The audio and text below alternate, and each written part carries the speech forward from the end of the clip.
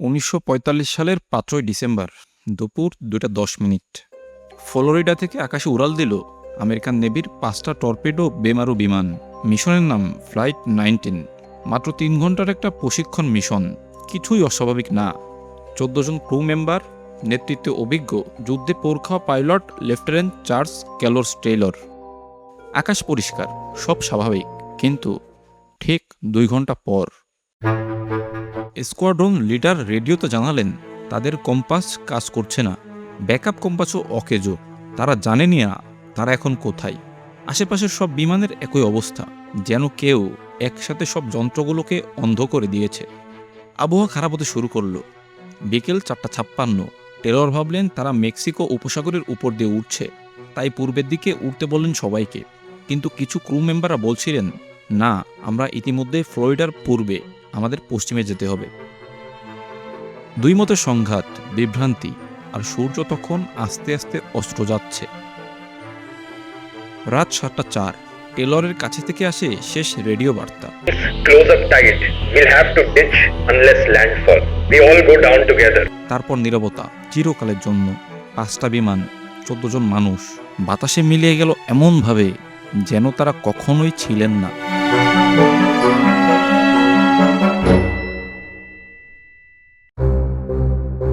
কিন্তু গল্প এইখানে শেষ না। তাদের খুঁজতে পাঠানো হলো একটা মেরিনার সার্চ অ্যান্ড রেস্কিউ বিমান 13 জন ক্রু নিয়ে, আর সেই বিমানটাও উদাও হয়ে গেল। প্রথমে 14 জন, তারপর 13 জন, মোট 27 জন মানুষ একটার পর একটা বাতাসে মিলিয়ে গেলেন। দিনের পর দিন চলল ইতিহাসের অন্যতম বৃহৎ সমুদ্র ও আকাশ অনুসন্ধান অভিযান, কিন্তু কোথাও পাওয়া গেল না একটা লাশও না, বিমানের একটা টুকরোও না। আর যে জায়গায় এই ঘটনা ঘটেছিল সেই জায়গাটাকে আজ আমরা চিনি বারমুডা ট্রায়াঙ্গেল নামে।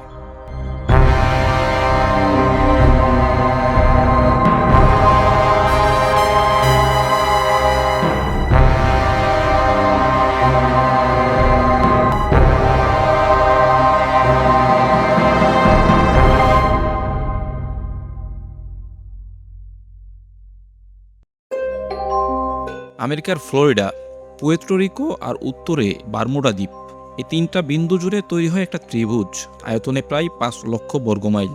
এই বিশাল এলাকায় গত 500 বছরে 100রও বেশি জাহাজ আর বিমান রহস্যজনকভাবে হারিয়ে গেছে। আর এই রহস্যের শুরুটা কিন্তু আরও অনেক আগে থেকে। 1492 সাল ক্রিস্টোফার কলম্বাস যখন নতুন পৃথিবীর সন্ধানে সমুদ্রযাত্রা করেছিলেন, তিনি জানিয়েছিলেন এই এলাকা দিয়ে যাওয়ার সময় তার কম্পাস হঠাৎ কাজ করা বন্ধ করে দেয়। আর এক রাতে আকাশের দিকে তাকিয়ে তিনি দেখেন অদ্ভুত এক আলো, যেন আগুনের একটা গোলা আকাশ থেকে সোজা সমুদ্রে পড়ছে। এখান থেকেই শুরু। পরের কয়েক শতাব্দীতে এই এলাকার নাম হয় আটলান্টিকের গোরস্থান, মৃত্যুর সাগর। কিন্তু বারমুডা ট্রায়াঙ্গেলের নামটা প্রথম ব্যবহৃত হয় 1964 সালে। আরজোসি ম্যাগাজিনে ভিনসেন্ট এইস্ট গ্যাডিয়াসের একটা লেখায় দ্য ডেডি বারমুডা ট্রায়াঙ্গেল। এখান থেকে এই নাম, এই রহস্য ছড়িয়ে পড়ে সারা পৃথিবীতে, বই, সিনেমা, গান, এমনকি গেমেও। আমেরিকার নৌবাহিনীর সবচেয়ে বড়, সবচেয়ে দ্রুতগতির জাহাজগুলোর একটা ইউএসএস সাইক্লোপস। প্রথম বিশ্বযুদ্ধে সৈন্য আর কয়লা পরিবহনে ব্যবহৃত হতো এই জাহাজ। 4ই মার্চ 306 জন মানুষ নিয়ে 11,000 টন ম্যাঙ্গানিজ বোঝাই করে ওয়াশিংটনের কাছ থেকে ব্রাজিলের উদ্দেশ্যে রওনা হয় এই জাহাজ। 9 দিনের যাত্রা, আবহাওয়া পরিষ্কার, সবকিছু স্বাভাবিক। কিন্তু যাত্রা শুরুর পর থেকে আর কোনো খবরই আসেনি। 306 জন মানুষ, একটা গোটা যুদ্ধজাহাজ যেন সমুদ্র নিজেই গিলে ফেলল। আজও কেউ জানে না সেই জাহাজের সাথে ঠিক কি হয়েছিল। আর এবার যে গল্পটা বলবো, এটা শুনলে আপনার গা শিউরে উঠবে। 1881 সাল 210 ফুট লম্বা একটা জাহাজ ইলেন অস্টিন লন্ডন থেকে নিউ ইয়র্কের পথে যাত্রা করেছিল। পথে বারমুডা ট্রায়াঙ্গেলের কাছাকাছি তারা মুখোমুখি হয় এক অচেনা জাহাজের। জাহাজটা দেখতে সম্পূর্ণ স্বাভাবিক, কিন্তু জাহাজে কোনো মানুষ নেই, কোনো ক্রু নেই, কেউ নেই। ক্যাপ্টেন 2 দিন অপেক্ষা করলেন, যদি কেউ সাড়া দেন। কেউ দিল না। তারপর তিনি নিজেই সেই জাহাজে পা রাখলেন। সব জিনিসপত্র ঠিক একই জায়গায়, দামি মালামাল অক্ষত, জলদস্যুদের আক্রমণের কোনো চিহ্নও নেই। তিনি নিজের কিছু ক্রু পাঠালেন সেই জাহাজ চালাতে, আর 2টো জাহাজ একসাথে এগোতে লাগলো। 2 দিন সব ঠিকঠাক। তারপর এলো একটা ঝড়। ঝড় থামার পর ক্যাপ্টেন দূরবীন দিয়ে খুঁজে পেলেন সেই জাহাজকে। কাছে গিয়ে দেখলেন আবারও সেই একই দৃশ্য। জাহাজে কোনো মানুষ নেই, যে ক্রুদের তিনি পাঠিয়েছিলেন তারাও উধাও। শোনা যায় ক্যাপ্টেন আবার চেষ্টা করেছিলেন, আবার ক্রু পাঠিয়েছিলেন, আবারও ঘটল সেই একই ভয়ঙ্কর ঘটনা। এতগুলো ভয়ঙ্কর গল্পের পর প্রশ্ন জাগে, আসলে কি আছে এই বারমুডা ট্রায়াঙ্গেলে? কেউ বলে এলিয়েনদের কাজ, কেউ বলে সমুদ্রের নিচে লুকিয়ে আছে দানব। কিন্তু চলুন একটু বিজ্ঞানের দিকে তাকাই। পৃথিবীর ভৌগোলিক উত্তর মেরু আর চৌম্বকীয় উত্তর মেরু দুই আলাদা বিন্দু। কম্পাস আসলে নির্দেশ করে চৌম্বকীয় মেরুর দিকে, কিন্তু পৃথিবীর কিছু জায়গায় এই দুই মেরু একই সরল রেখায় চলে আসে। এই রেখাকে বলে অ্যাগনিক লাইন।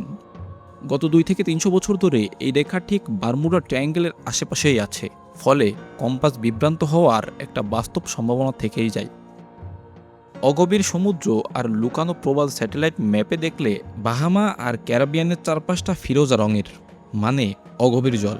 পুরানো দিনের জাহাজগুলো এই লুকানো অদৃশ্য প্রবাল চূড়ায় আটকে যেত।